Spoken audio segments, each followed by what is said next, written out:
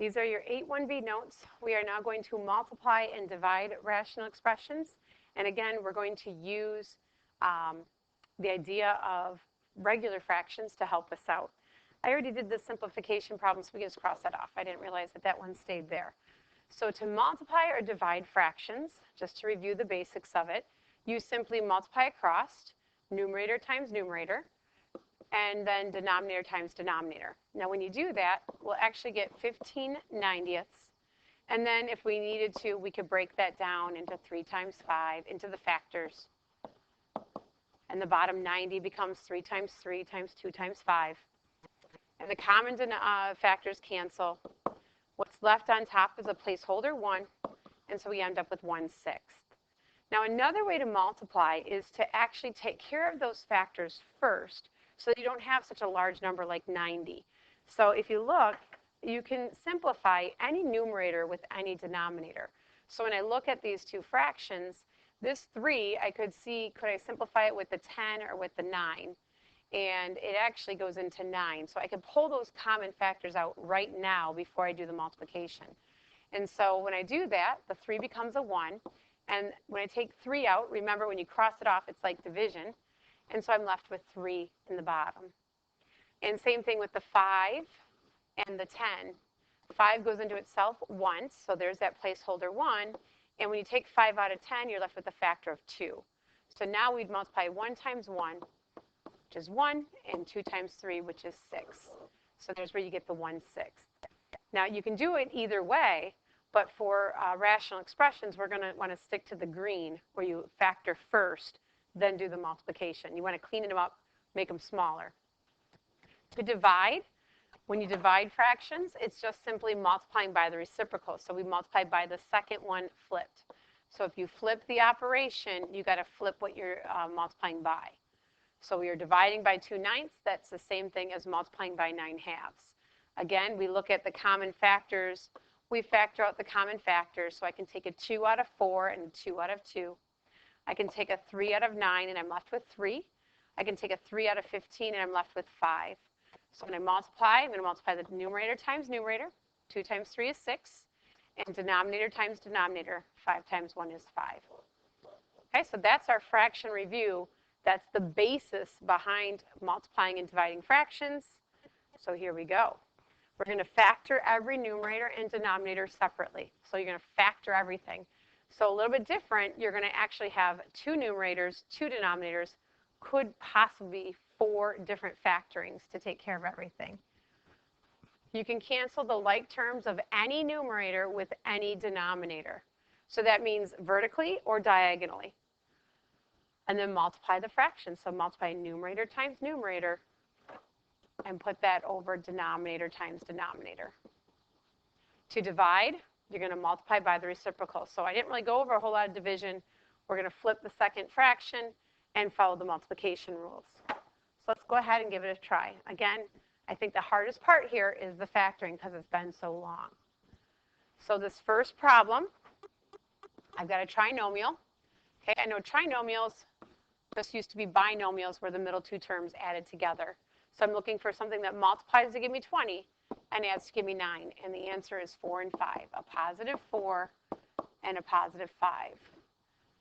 Okay, in the bottom, that's a difference of perfect squares. So that means we multiplied 2 binomials, and the outer and inner terms canceled, so the middle term's gone. That would be x plus 4 and x minus 4. Notice I'm not multiplying at all. I'm just cleaning it up into factors. This next quantity, I can see that there's a common factor of 2. So I'm going to take a GCF of 2. That leaves me with 2 times the quantity, x minus 4. And the last denominator is also a difference of perfect squares. So x plus 5, x minus 5. This is the fun part. Now that you have all of those quantities, we're going to cross, reduce, cancel anything that we possibly can. So any numerator with any denominator. So this x plus 4 and this x plus 4 can go away. This x plus 5 and this x plus 5 can go away. X minus 4 and x minus 4 can go away. And remember, wherever there's no numbers left over, there's a placeholder 1. And so really, I have 1 times 2, which is 2. And I have 1 times x minus 5, which is just x minus 5. That's it. That's your final answer.